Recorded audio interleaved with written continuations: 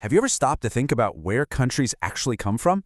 I mean, today we just take them for granted, right? But this idea that people with a shared language, shared culture, and a shared history should have their very own state, well, that's actually a pretty new idea. Today, we're going to dive deep into the 19th century to see how one single, powerful idea, nationalism, completely redrew the map of Europe and, honestly, changed the world forever.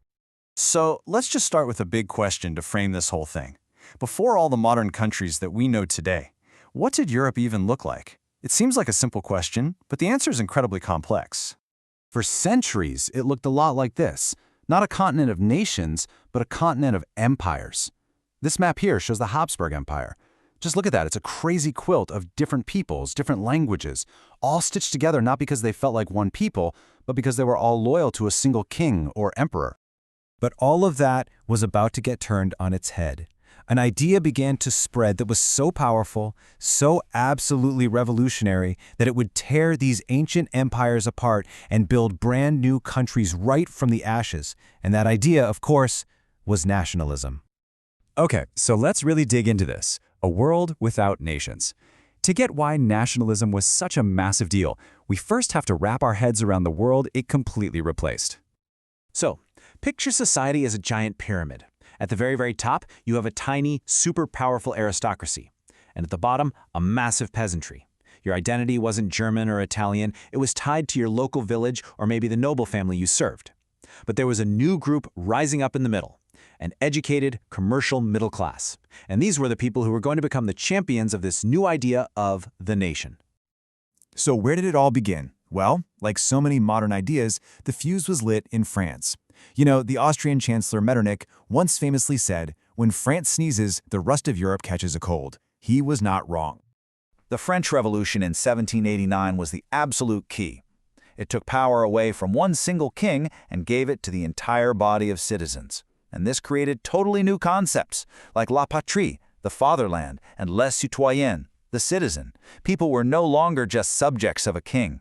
And to build this new shared identity, the revolutionaries brought in a new flag, new national hymns, and uniform laws for everyone. And then, this guy came along, Napoleon Bonaparte. He was a product of the revolution who would eventually crown himself emperor and march his armies all across Europe. Now, as Napoleon conquered new territories, he actually brought some of these revolutionary ideas with him. His famous Napoleonic Code got rid of privileges based on your birth, it established equality before the law, and it abolished the old, clunky feudal system. For a lot of businessmen and peasants in places like Italy and Germany, this was amazing. It was a first taste of modern freedom and efficiency. But that initial welcome, it soured pretty quickly. Napoleon's rule started to feel less like liberation and a lot more like a foreign occupation. The new taxes, the censorship, and especially forcing people into his army, it all created this deep resentment.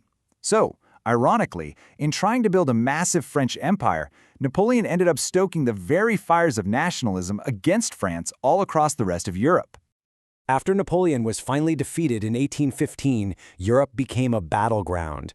And I don't just mean a battleground of armies, but of powerful new ideas, each with its own vision for what the future should look like. First up, you had the liberal nationalists. These were mostly driven by that rising middle class, and their main goal was freedom. They wanted to create nation-states that had constitutions, governments that were elected by the people, and free markets. For them, the nation was the ultimate protector of individual liberty. But pushing back hard were the conservatives. This was the old guard, the monarchies and empires that had defeated Napoleon. Their entire goal was to turn back the clock. They wanted to put the old royal families back on their thrones and ruthlessly crush any revolutionary spark that threatened their power. And then there was this third, really powerful force that emerged: Romanticism. This was a cultural movement that said a nation isn't about laws or logic or reason. No, it's about something much deeper. It's about the collective soul of a people. Romantics believed you could find this spirit of the nation, what the Germans called Volksgeist, in old folk songs, ancient myths, and of course, a shared language. So, you have this explosive mix of ideas swirling around. Now let's see how they actually ignited the creation of new countries, a process that, more often than not, was forged in violence, revolution, and war. Just take a look at these two maps. On the left, you've got the German Confederation, a mess of 39 separate states. On the right, the Italian peninsula, all carved up between different kingdoms and foreign powers like Austria. This shows you the massive challenge nationalists were facing. How on earth do you turn these messy patchworks into unified countries? Well, in Germany, the liberals tried and failed back in 1848, so the job fell to this man, Prussia's ruthless and brilliant chancellor, Otto von Bismarck. He famously said that the great questions of the day would not be decided by speeches, but by iron and blood. And through 3 short, decisive wars, that's exactly what he did, forging the German Empire in 1871. Italy's path was a little longer, a little more complicated.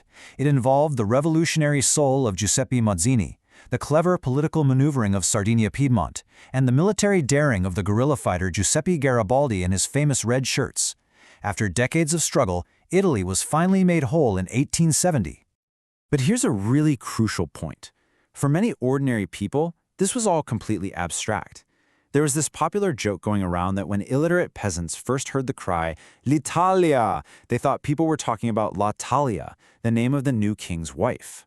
It's a funny story, but it just goes to show you how totally alien the very idea of a nation still was for so many. All right, so by the late 19th century, the idea of the nation had pretty much triumphed. But as the century drew to a close, this celebrated ideal began to take on a much darker, much more aggressive character. Nationalism, which began as this great idea of uniting a people, started to twist into imperialism, the idea of dominating other peoples. The goal was no longer just to have your own nation-state, but to have an empire that was bigger and more powerful than your neighbors. And nowhere was this more explosive than in the Balkans. As the old Ottoman Empire started to crumble, all of its former subjects, Serbs, Greeks, Bulgarians, and others, all began to demand their own nations. The whole area became a tinderbox of competing nationalist dreams, and it got the nickname the powder keg of Europe.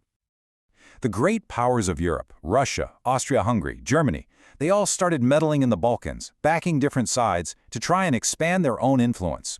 This created this tangled, toxic web of local nationalism and great power ambition. It was an explosion just waiting to happen, and in 1914 it did, dragging the entire continent into the First World War. So there you have it, the story of nationalism's rise. It was a force for liberation, for sure, creating the modern world of nation-states that we all live in today. But it was also a force of division and conflict, leading directly to the deadliest war in human history up to that point. It's this powerful, two-sided legacy that we are all still grappling with. And the question for us is, which side of that legacy are we